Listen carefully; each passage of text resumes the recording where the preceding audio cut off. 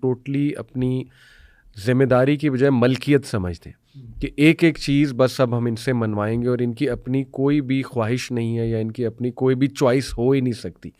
اس وجہ سے کبھی کبھی بچے پہ بہت پریشر آ رہا ہوتا ہے. یہ حقیقت ہے, اس میں بڑے ہمارے پاس کیسز آتے ہیں. تو یہ جو ایموشنل ابیوز ہے جو کبھی فادر کی طرف سے مدر کی طرف سے بھی ہو سکتی ہے, ریئل ہے.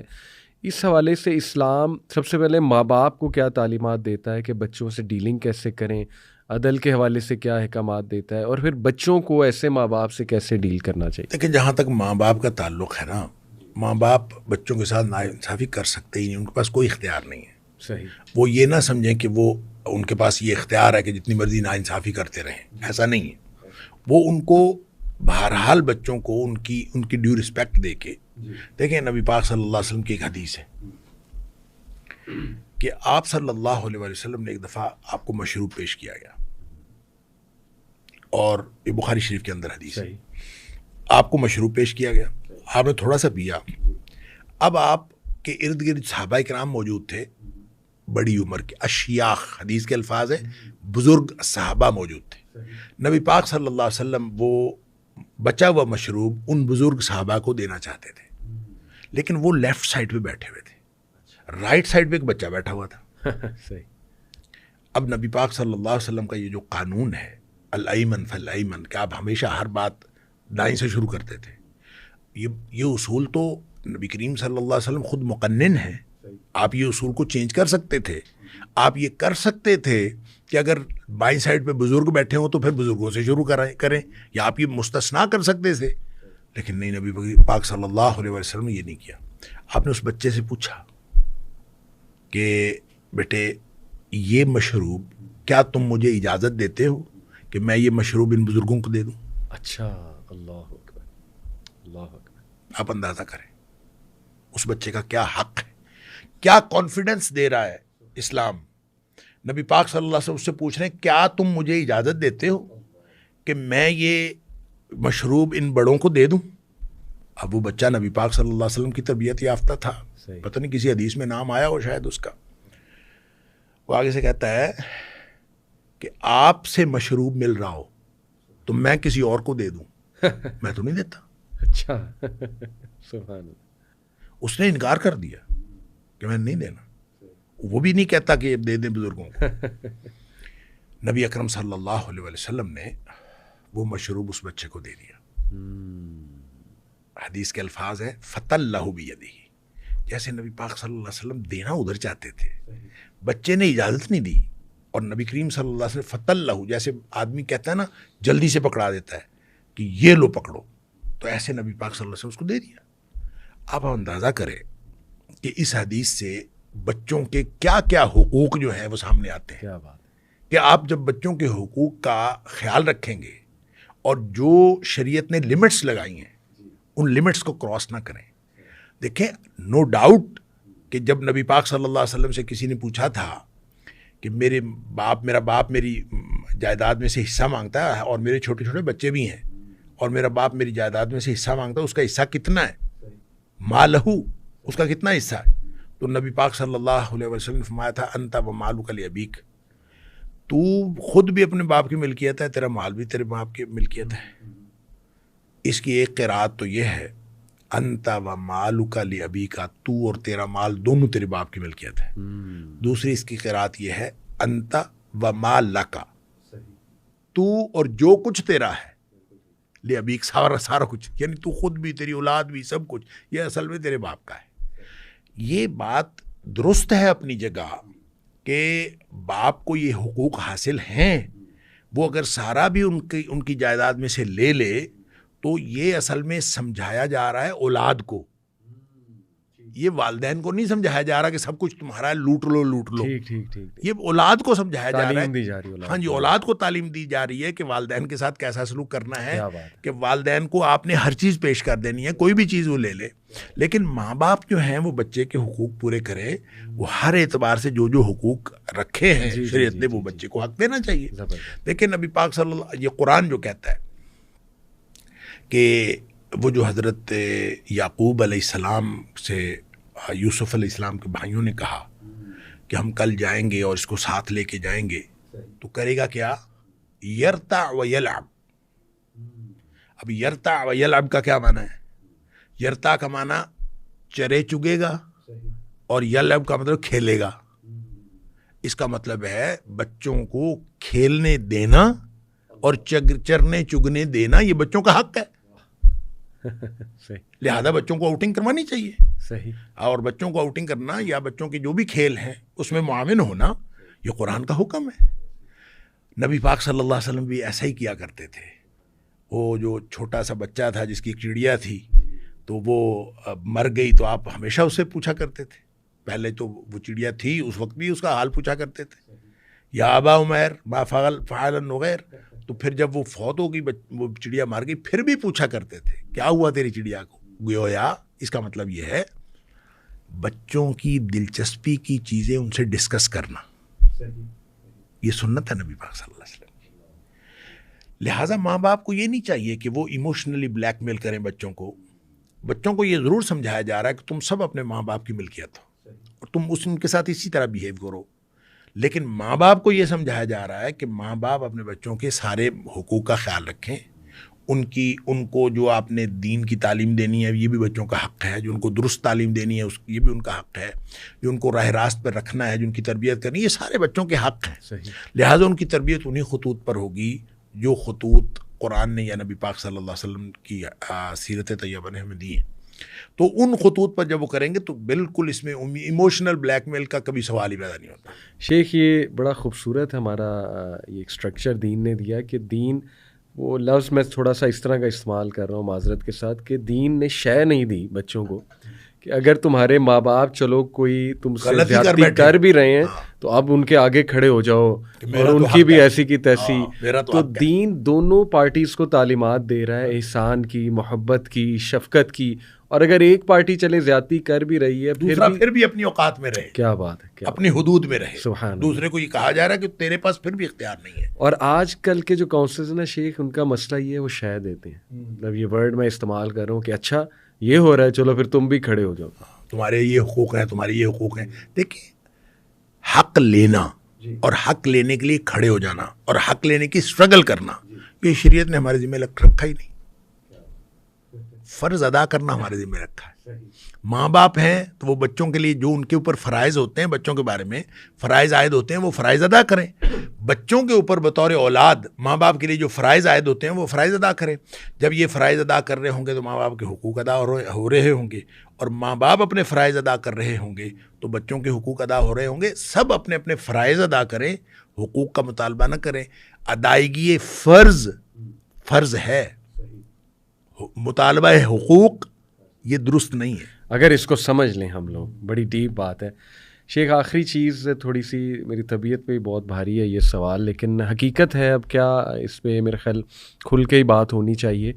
بہت سے ایسے سوالات بھی آتے ہیں کہ اللہ معاف کرے آپ کے محرم نے اگر آپ کے ساتھ سیکشول ابیوز کی, اور گاؤں میں بھی آپ بہت یہ کیسز اب کامن ہو گئے ہیں, ٹک ٹاک جب سے عام ہوا ہے اور بے پردگی اور فحاشی جب سے عام ہوئی ہے, فرسٹریشن بہت بڑھ گئی ہے معاشرے میں, ایک سیکشول فرسٹریشن.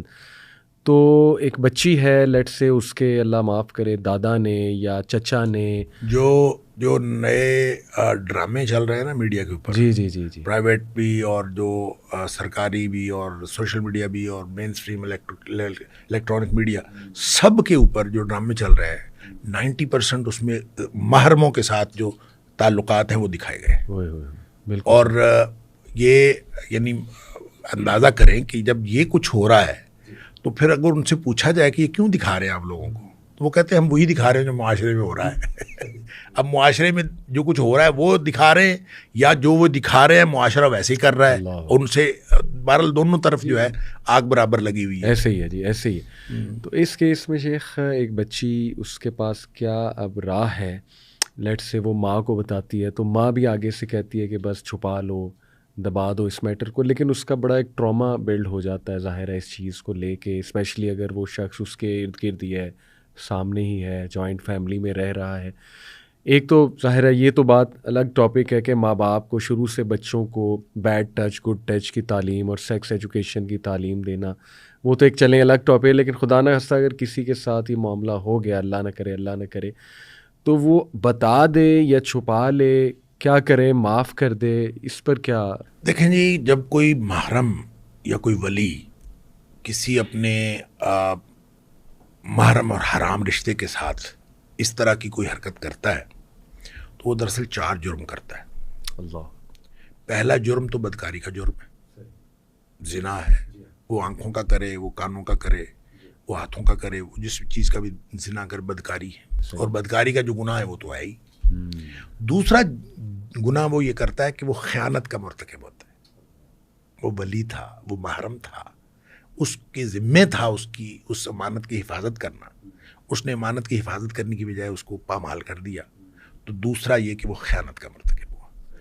تیسری چیز جس جرم کا مرتکب ہوا ہے وہ قطع رحمی ہے. اور صلہ رحمی جو ہے اس کی کیا اہمیت ہے شریعت کے اندر اور اس کی کیا تفصیلات ہیں وہ سب لوگوں کو معلوم ہے کہ صلہ رحمی نبی کریم صلی اللہ علیہ وسلم نے فرمایا اللہ کے دربار میں اللہ کا دامن پکڑ کے کھڑی ہو گئی رشتہ داری. اور اللہ تعالیٰ نے پوچھا کہ کیا چاہتی ہو؟ اس نے کہا میں حفاظت چاہتی ہوں. اللہ تعالیٰ نے فرمایا جو تجھے جوڑے گا اس کو میں جوڑوں گا اور جو تجھے توڑے گا اس کو میں توڑوں گا. لہٰذا قرآن نے بھی بار بار کہا. اب دیکھیں اس نے تیسرا جرم یہ کیا کہ اس نے قطع رحمی کا مرتکب ہوا. جس رشتے کی جو ڈیمانڈ تھی اس نے بالکل اس کے اپوزٹ کیا. اور چوتھا جرم اس نے یہ کیا کہ اس نے ظلم کیا. لہٰذا یہ 4 جرائم کا مرتکب ہوتا ہے جب کوئی شخص اپنے محرم کے ساتھ جو ہے وہ سیکچول ابیوز کے اندر انوالو ہوتا ہے. تو اس پر جو ہے وہ فقہاء نے بہت کچھ لکھا ہے. دیکھیں ایک تو بات یہ کہ آپ نے جو اسپیسیفک کوسچن کیا کہ اس کو بتانا چاہیے کہ نہیں بتانا چاہیے، اس کو لازماً بتانا چاہیے. صحیح. لوگ کہتے ہیں کہ جناب گھر کی بات گھر میں رہے گی، بدنامی ہوگی. بدنامی ہونی چاہیے. اللہ. صحیح. اسی طرح جرم رکے گا. بالکل. اور یہ کیوں بتانا ہے؟ قرآن نے کہا سورہ نساء کے اندر جہاں سے 6واں پارہ شروع ہوتا ہے، لا يحب اللہ الجہر. اللہ تعالیٰ کسی بلند آواز کو، جب الجہر من القول، اللہ تعالیٰ بلند آواز میں بات کرنے کو پسند نہیں کرتا. الا من ظلم، جس کے اوپر ظلم ہوا وہ کر سکتا ہے. لہٰذا جو بھی جتنی تشہیر ہو رہی ہوتی ہے برائی کی، وہ میڈیا تو کر رہا ہے، سوشل میڈیا تو کر رہا ہے، سارے لوگ تشہیر کر رہے ہیں. تو جو بیچارہ مظلوم ہے وہ نہیں کر رہا. مظلوم کو کہا جاتا ہے منہ بند کر، زبان بند کر کے رکھ. صحیح. نہیں، اس کو چاہیے کہ وہ اپنی بات کرے، اور وہ بات کرے. اور ویسے بھی اگر وہ نہیں کرے گا تو یہ برائی میں تعاون ہوگا. ٹھیک ہے. اور قرآن نے کہا ہے وَلَا تَعَاوَنُوا عَلَى الْإِثْمِ وَالْعُدْوَانِ. برائی اور گناہ اور زیادتی کے کاموں میں ایک دوسرے سے تعاون نہ کرو. لہٰذا وہ چاہے آپ کے جتنے بھی قریبی اور جتنے بھی محترم رشتہ ہے، اگر کسی نے ایسی حرکت کی ہے تو بچوں کو چاہیے کہ وہ ضرور اپنے قریبی کو بتائیں، جس کے اوپر ان کو اعتماد ہے. چاہے وہ والدہ ہے، چاہے بہن ہے، چاہے والد ہے، چاہے بھائی ہے، جس کو بھی قریبی جو ہے اس کو بتائے. اور تاکہ یہ جو ایک تو وہ جو برائی باہر آئے گی، آئندہ کے لیے برائی کا راستہ رکے گا، اور یہ اس کے ساتھ عدم تعاون ہوگا. اور دوسرا یہ کہ جو کچھ وہ اس کو شرمندگی ہوگی، اس شرمندگی سے بھی بہرحال آئندہ نسلوں کو فائدہ ہوگا کہ لوگ جو ہیں، چاہے کوئی سزا نہ ہو، چاہے کچھ بھی نہ ہو، تو یہ شرمندگی بہت بڑی سزا ہے. اور تاکہ گھر والوں کے اندر، چاہے گھر میں ہی رہے بات، لیکن لوگوں کو پتہ لگنا چاہیے. اور قطعاً اس کو، اور پھر یہ جب تک وہ بتائے گی نہیں بچی، اس وقت تک اس کا یہ کیتھارسس نہیں ہوگا. اور یہ تو ایک نفسیاتی وہ تو بیمار ہو جائے گی اور نفسیاتی یعنی مرض میں مبتلا ہو جائے گی اگر وہ نہیں بتائے گی. تو اس کو لازماً بتانا چاہیے. ایک تو جب وہ بتائے گی اس کا کیتھارسس ہوگا، اس کی جو زندگی ہے وہ نارمیلٹی کی طرف آئے گی اور نفسیاتی طور پر وہ بہتر ہوگی. اور دوسرا شرعی طور پر جو ایک جرم ہوا ہے، اس جرم کی وجہ سے، اس جرم کی پیدائش میں اگر کسی کو رسوائی کا سامنا کرنا پڑتا ہے تو وہ کرنا پڑے، تاکہ وہ بچی کے بلبوتے پر یا بچی کی عزت کی کاسٹ پر کوئی شخص اپنی عزت کی حفاظت کرتا رہے. لوگ کہتے ہیں کہ رہنے دو، بے عزتی ہوگی، تو بے عزتی ہونی چاہیے ایسے شخص کی جس نے اس طرح کی حرکت کی ہے، تاکہ معاشرے کے اندر مزید جو اس طرح کے بدکار ہیں وہ مزید بدکاری نہ کریں. اس لیے بچوں کو بالکل اس میں ٹالریٹ نہیں کرنا چاہیے، اور بچوں کو اپنا حق استعمال کرنا چاہیے. وہ مظلوم ہیں، ایسا کوئی بھی کسی جگہ بھی ہو تو مظلوم کو دیکھیں جبر کرتا ہے نا. جی جی وہ تو اچھا پھر یہ بچوں کو یہ ذہن میں رکھنا چاہیے جو بھی جس عمر کی بچی بھی ہو اور جس کے ساتھ کوئی بڑا اس کے گھر کا کوئی بھی بڑا ہے جو اس کے ایسی حرکت کرتا ہے تو وہ دراصل اس کو مجبور کر کے کرتا ہے, اپنا اختیار استعمال کے کرتا ہے. لہذا وہ بچی یہ نہ سمجھے کہ وہ اس گناہ میں شریک ہے. اس گناہ میں بالکل شریک نہیں ہے, جبر ہو رہا ہے اس کے اوپر جبر ہو رہا ہے اور بالکل وہ شریک نہیں ہے. صحیح. اور جب وہ کسی کو بتائے گی تو وہ گناہ گار قرار نہیں پائے گی. اس کو یہ سمجھایا جاتا ہے کہ تو بھی گناہ گار ہے, وہ بھی نہیں, وہ بالکل گناہ گار نہیں ہے. اس کے اوپر جبر ہوا ہے اور جبر کی صورت میں وہ کسی کو بتا دے گی, اس میں کوئی حرج نہیں ہے, بتانا چاہیے. اور اللہ تعالیٰ معاف فرمائے, یہ تو آہستہ آہستہ ہمارا معاشرہ حیوانوں والا معاشرہ ہوتا جا رہا ہے انسانوں سے. یہ تو ایک حیوانیت کی سطح کی بات ہے. صحیح بات. مجھے کسی نے بتایا, واللہ عالم اس کی حقیقت کیا ہے, کہ یہ جو شیر ہوتے ہیں نا, اور وہ بھی اپنے جو ان کی ایک نسل چلتی ہے اور وہ اپنی نسل میں وہ خیال رکھتے ہیں اور وہ کبھی بھی اپنی نسل میں سے کسی شیرنی کے ساتھ جفتی نہیں کرتے وہ, اور ان کا وہ یعنی اللہ تعالیٰ نے ایک شعور رکھا ہوا ہے ان کے اندر. تو گویا حیوانات کے اندر بھی یہ شعور ہے, تو اگر انسانوں کے اندر یہ شعور نہ رہے تو بل ہم اضل والی بات ہے نا, اولئک کالانعام بل ہم اضل, یہ تو بدتر ہیں حیوانات سے بھی. لہذا ایسے لوگوں کو بالکل ٹالریٹ نہیں کرنا چاہیے. اور ایسے ایشوز جہاں کہیں بھی موجود ہیں, ایک تو میں ہمارے اس میڈیا کے توسط سے اگر یہ کہیں میڈیا والوں کے جو ڈرامے بناتے ہیں یا جو اس طرح کی کہانیاں بناتے ہیں ان کے کانوں میں ہماری آواز پڑے تو میں ان سے درخواست کروں گا کہ خدا را اس طرح کی سٹوریز لکھنا بند کریں. لیکن شیخ وہ جو آپ نے کہا کہ ظلم ہو رہا ہے تو اونچی بول سکتے ہیں, تو وہ یہی دلیل نہیں لے سکتے؟ نہیں, جو مظلوم ہے وہ اونچی بول سکتا ہے. صحیح. دوسرا نہیں اٹھ کے ساری دنیا, اور وہ خاندان میں اور لیگلی اس میٹر کو, نہ کہ سوشل میڈیا پہ ڈھنڈورا پیٹے جا کے, یا کسی دوسرے کو نہیں حق. صحیح. لیکن اس کو حق ہے. دیکھیں نبی پاک صلی اللہ علیہ وسلم کے پاس ایک شخص آیا, اس نے کہا میرا پڑوسی بہت تنگ کرتا ہے مجھے. اچھا, نبی کریم صلی اللہ علیہ وسلم نے اس کو سمجھایا ہوگا, اور آپ نے یہ نہیں فرمایا کہ دنیا والوں کو بتانا شروع کر دیا یہ پڑوسی بڑا برا آدمی ہے, یہ اس کو تنگ کرتا ہے, یہ فلاں. نہ, بالکل ٹھیک. نبی کریم صلی اللہ علیہ وسلم نے اسی کو کہا, بالکل ٹھیک, کہ تم ایسے کرو, اپنا گھر کا سامان نکال کے باہر پہ رکھ دو. وہ اپنا گھر کا سامان باہر رکھ کے بیٹھ گیا گلی میں. جو بھی گزرتا تھا وہ پوچھتا تھا کیا ہوا بھائی تمہیں, تو وہ بتاتا تھا کہ یہ جو میرا پڑوسی ہے یہ مجھے بہت تنگ کرتا ہے, تو اس لیے میں گھر کا سامان احتجاجاً باہر رکھ کے بیٹھا ہوں. صحیح. لہٰذا وہ 2 4 6 8 10 جب لوگ گزرے اور ہر ایک نے جو ہے اس کو برا بھلا کہنا شروع کر دیا, تو اس نے منت ترلا کر کے اس کو کہا گھر کا سامان اندر رکھو. ہاں, اس نے کہا گھر کا سامان اندر رکھو, میں آئندہ تمہارے ساتھ برا نہیں کروں گا. تو مظلوم کو آواز بلند کرنے کی اجازت ہے, ارد گرد کے لوگوں کو نہیں اجازت کہ وہ مظلوم کا ڈھنڈورا پیٹتے پھرے. اور یہ بھی نہیں ہے شیخ کہ پبلک میں سوشل میڈیا پہ ہی چلا جائے, بلکہ اس کو ایک کنٹرولڈ انوائرمنٹ میں, بالکل ہاں جی, خاندان کے اندر, گھر کے اندر اس کو مینیج کیا جا سکتا ہے. اور لیکن اس طرح مینیج کیا جائے کہ بچی کی داد رسی بھی ہو جائے. صحیح. اور بچی سائیکولوجیکل پرابلمس کا شکار نہ ہو, اور جو جس شخص نے کیا ہے اس کو آئندہ کے لیے عبرت بھی ہو جائے. زبردست, بہت بہت زبردست. شیخ آخری بس ایک نصیحت میں چاہتا ہوں آپ فرما دیجئے. آلدو آپ نے بات یہ اصول بیان کیا کہ دیکھیں سمپلی فیملیز کو چاہیے کہ جو نبی دیں وہ لے لیں, جس چیز سے روکیں اس سے رک جائیں. لیکن کچھ پن پوائنٹ چیزیں کہ فتنے کے دور میں آج کل جو فتنے چل رہے ہیں اس میں فیملیز اپنے آپ کو کیسے اسٹرانگ کریں, کیا اصول ہوں گھر میں, موٹے موٹے ماحول کیسا ہو کہ فیملی اسٹرانگ ہو آج کے فتنے کے دور میں, کیا چیزیں ہونی چاہیے فیملیز میں؟ دیکھیں جی, میں نے پہلے بھی عرض کیا ہے, اس کو تھوڑا سا ہم ایلیبوریٹ کر لیتے ہیں. وہ ہے کہ اسلام میں فیملی عدل کے اصول پر بنتی ہے, مساوات کے اصول پر نہیں بنتی.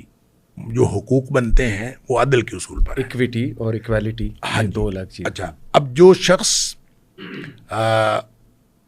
جو اولاد ہے وہ اس کو یہ سمجھنا چاہیے کہ ماں باپ کا حق کیا بنتا ہے. جو ماں باپ ہیں ان کو یہ سمجھنا چاہیے کہ اولاد کا حق کیا بنتا ہے. جو شوہر ہے اس کو سمجھنا چاہیے کہ بیوی کا حق کیا بنتا ہے. بیوی کو یہ سمجھنا چاہیے کہ شوہر کا حق کیا بنتا ہے.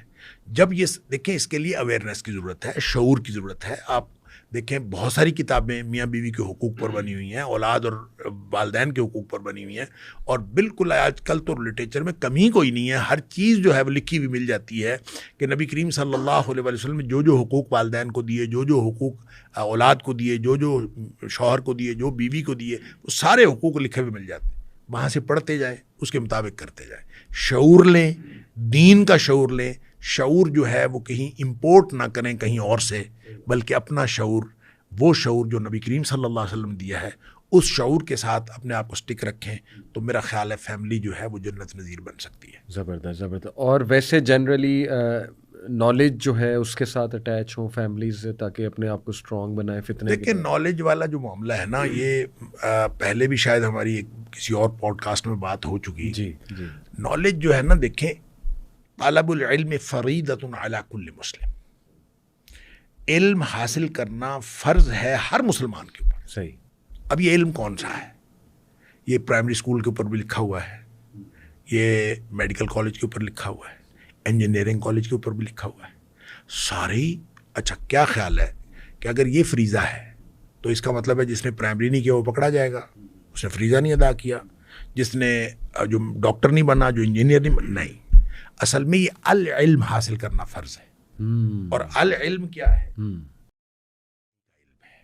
جس سے زندگی موت کے مسائل پتہ چل جائے، جس سے زندگی گزارنے کا طریقہ پتہ چل جائے. لہٰذا اتنا علم وہ فرض ہے ہر شخص پر کہ جتنا جو اس کو مثلاً یہ کہ قرآن سوچ سمجھ کے پڑھنا آ جائے، اور نبی پاک صلی اللہ علیہ وسلم کی سیرت طیبہ سے اور آپ کی احادیث سے اس کو اتنا علم حاصل ہو جائے کہ اس کو پیدائش سے لے کر موت تک کے سارے مسائل پتہ چل جائے. لہٰذا میرے والد صاحب فرمایا کرتے تھے کہ ایک قرآن اور کوئی مجموعہ حدیث، وہ سجیسٹ کیا کرتے تھے مشکات، کہ قرآن اور مشکات، وہ کہتے تھے مکمل فرض ہے. لہٰذا جو والدین اپنی اولاد کو اتنی دینی تعلیم بھی نہیں دیتے، وہ اپنے فرض سے کوتاہی کر رہے ہیں، وہ پکڑے جائیں گے. اور جو شخص اپنی زندگی میں اتنی دینی تعلیم بھی حاصل نہیں کرتا، وہ اپنے فرض سے کوتاہی کر رہا ہے، وہ پکڑا جائے گا. رہ گئی باقی تعلیم، تو بھائی کسی نے انجینئر بننا ہے، کسی نے ڈاکٹر بننا ہے، پروفیسر بننا ہے، سائنسدان بننا ہے، سارے دروازے کھلے ہیں. اسلام کسی کو منع نہیں کرتا، لیکن اتنا اسلام جو اس آپ کی زندگی میں داخل ہو جائے وہ پڑھنا بہت ضروری ہے. اگر اتنا اسلام آپ پڑھا دیں گے اپنے بچوں کو تو انشاءاللہ وہ اویئرنیس آ جائے گی. جتنی ایک فیملی کو ایک مثالی فیملی بنانے کے لیے ضروری ہے، وہ مثالی خاندان بنانے کے لیے ضروری ہے، وہ اویئرنیس انشاءاللہ اتنا پڑھنے سے آ جائے گی. لہٰذا فرض ایجوکیشن جو ہے وہ اگر دے دیں تو انشاءاللہ معاملات حل ہو سکتے ہیں. جزاک اللہ خیر. اور اس میں شیخ جو قوام ہے اس کی بڑی ذمہ داری ہے کہ وہ انتظام کرے اپنی فیملی کے لیے، قرآن کی تعلیم کو عام کرے، گھر میں وقت دے، ٹائم نکالے، اور صرف یہ بزنس اور جاب اسی میں نہ ڈوبا رہے، اور صرف اپنی یہ ذمہ داری نہ سمجھے کہ بس میرا کام ہے پیسے دینا فیملی کو، بلکہ میرا خیال وہ اپنی جو اصل ذمہ داری ہے اس کا بھی احساس کرے، اور جو ہے وہ فکر کرے اپنی فیملی کی کہ فتنے کا دور ہے، تو اگر ہم اسٹرانگ نہیں رہیں گے، میں فیملی کو ٹائم نہیں دوں گا، تو پھر بچے سوشل میڈیا پہ کسی سے ٹائم مانگیں گے، تو کسی اور سے سیکھیں گے، کسی اور سے سیکھیں گے. آپ اگر نہیں سکھائیں گے تو کسی اور سے سیکھیں گے. اللہ اکبر. اللہ سوال تو بچے کے ذہن میں پیدا ہوتا ہے، بالکل صحیح. اس سوال کا جواب اس کو گھر سے نہیں ملے گا تو وہ باہر سے لے گا. 100%. بہت شکریہ شیخ. اللہ تعالیٰ ہمیں عمل کی توفیق عطا فرمائے. جزاکم اللہ خیر. السلام علیکم ورحمۃ اللہ وبرکاتہ.